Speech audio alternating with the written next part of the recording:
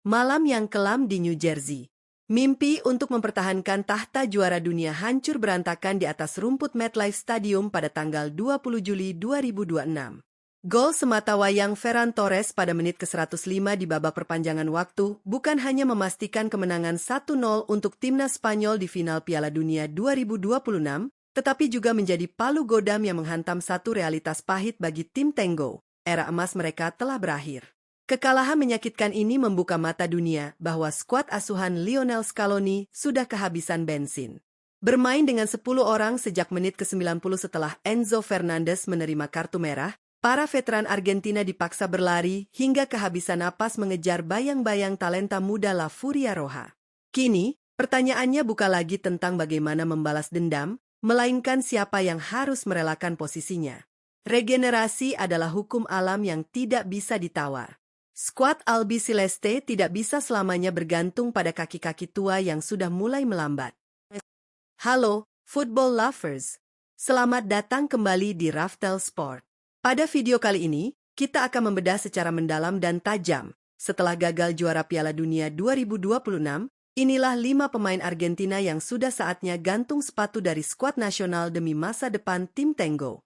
Pastikan kalian tekan tombol like, tinggalkan komentar, dan subscribe agar tidak ketinggalan analisis tajam dari kami.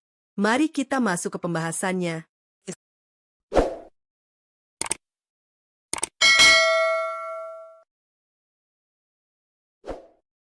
Di urutan kelima, kita harus berbicara tentang bek kiri andalan, Nicolas Tagliafico. Di usia yang kini menginjak 33 tahun, penurunan performa fisik ex-pemain Ajax ini terlihat sangat jelas di sepanjang turnamen. Sepak bola modern menuntut seorang fullback untuk memiliki intensitas tingkat dewa, naik membantu serangan dan turun bertahan dalam hitungan detik. Pada laga final melawan Spanyol kemarin, Tagliafico yang tampil sebagai starter tanpa kesulitan membendung akselerasi sayap-sayap muda Spanyol. Berulang kali sisi kiri pertahanan Argentina dieksploitasi dan menjadi celah yang berbahaya. Regenerasi di sektor ini sudah sangat krusial. Pemain-pemain yang lebih segar seperti Valentin Barco, yang duduk di bangku cadangan sepanjang final, sudah saatnya diberikan tongkat estafet. Bertahan dengan Tagliafico hanya akan membuat Argentina semakin rentan menghadapi tim-tim dengan transisi menyerang yang cepat. Tagliafico telah memberikan segalanya, termasuk trofi Piala Dunia 2022, namun pasca 2026, waktunya telah tiba untuk mundur secara terhormat. Masuk ke urutan keempat, Leandro Paredes. Menginjak usia 32 tahun, peran Paredes sebagai jangkar lini tengah perlahan mulai tergerus oleh tempo permainan lawan yang gila-gilaan. Fakta di lapangan pada laga final 20 Juli lalu menjadi bukti yang tak terbantahkan. Masuk di menit ke-45 menggantikan Nicolas Gonzalez untuk menyeimbangkan lini tengah, Paredes justru terlihat kewalahan meladeni trio gelandang Spanyol. Hanya butuh waktu 6 menit baginya di atas lapangan untuk langsung diganjar kartu kuning pada menit ke-51. Keterlambatan dalam mengambil keputusan dan tackle-tackle yang sering miss menunjukkan bahwa reaction time Paredes sudah tidak secepat dulu. Sepak bola sentuhan dari kaki ke kaki memang masih ia miliki, namun dalam duel fisik dan recovery bola, ia tertinggal jauh. Argentina butuh gelandang petarung bernapas kuda seperti Ezequiel Palacios secara reguler untuk menemani Alexis McAllister. Mempertahankan Paredes di skuad utama hanya akan menahan potensi talenta muda lainnya. Di posisi ketiga, ada sang bodyguard abadi Lionel Messi, Rodrigo De Paul. Mungkin banyak fans yang tidak rela, namun realitas di lapangan berbicara lain. De Paul saat ini berusia 32 tahun, usia di mana seorang gelandang bertipe box-to-box perusak ritme biasanya mulai kehilangan daya jelajah maksimalnya. Selama bertahun-tahun, De Paul adalah mesin penggerak Argentina. Ia yang berlari ketika Messi berjalan, ia yang menjegal lawan ketika pertahanan terancam. Namun, mesin itu akhirnya menunjukkan tanda-tanda keausan yang parah di Piala Dunia 2026. Puncaknya terlihat jelas di partai puncak melawan Spanyol.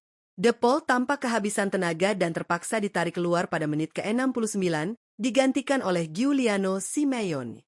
Skema high press agresif yang dimainkan Spanyol membuat De Paul mati kutu dan kehabisan napas. Kesetiaannya kepada jersey Albiceleste tidak perlu diragukan lagi. Namun memaksakan De Paul untuk terus menjadi mesin tunggal di turnamen-turnamen berikutnya adalah sebuah kesalahan fatal. Argentina membutuhkan dinamika baru di lini tengah. Di urutan kedua, Jenderal Pertahanan Argentina, Nicolas Otamendi. Berusia 38 tahun. Ya, kalian tidak salah dengar, 38 tahun. Keberadaan Otamendi di skuad Piala Dunia 2026 sendiri sudah memancing perdebatan panas, dan laga final menjadi saksi bisu betapa rentannya pertahanan Argentina jika masih mengandalkan seorang bek veteran yang sudah habis masa jayanya secara fisik. Dalam laga melawan Spanyol, Otamendi terpaksa masuk lebih awal pada menit ke-43 untuk menggantikan Lisandro Martinez.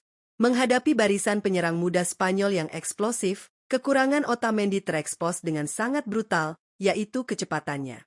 Pengalaman dan penempatan posisinya mungkin masih kelas dunia, namun ketika diajak sprint dan melakukan duel 1 lawan 1 di ruang terbuka, Otamendi jelas sudah tertinggal langkah. Bek tengah masa depan seperti Facundo Medina atau Marco Senesi harus segera mengambil alih komando lini belakang secara permanen bersama Christian Romero. Sudah saatnya El General meletakkan senjatanya.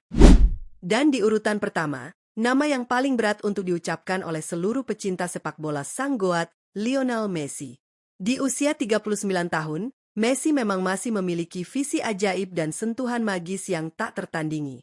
Namun, sepak bola adalah olahraga tim yang berevolusi menjadi sangat menuntut secara fisik.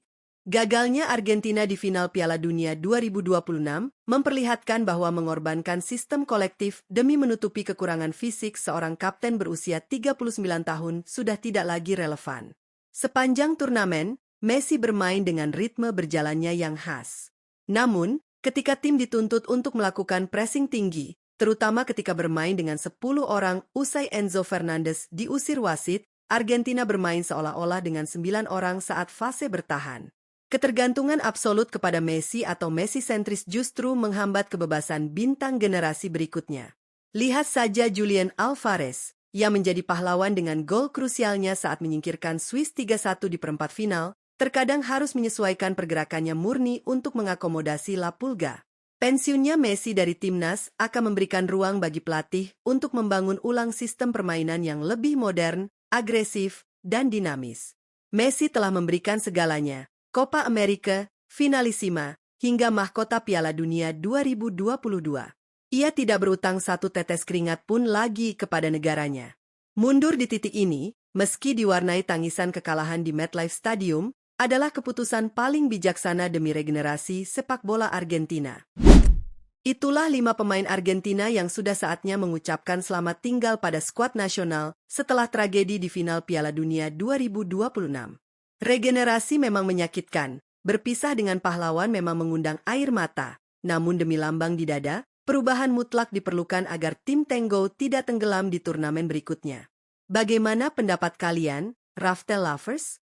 Apakah kalian setuju dengan daftar ini? Atau masih ada nama lain yang menurut kalian juga harus segera diganti oleh pemain muda? Tuliskan opini tajam kalian di kolom komentar di bawah. Terima kasih sudah menonton Raftel Sports Story. Jangan lupa untuk tekan tombol like, share video ini, dan subscribe agar terus update dengan cerita dan analisis dunia olahraga dari kami. Sampai jumpa di video selanjutnya. Salam olahraga.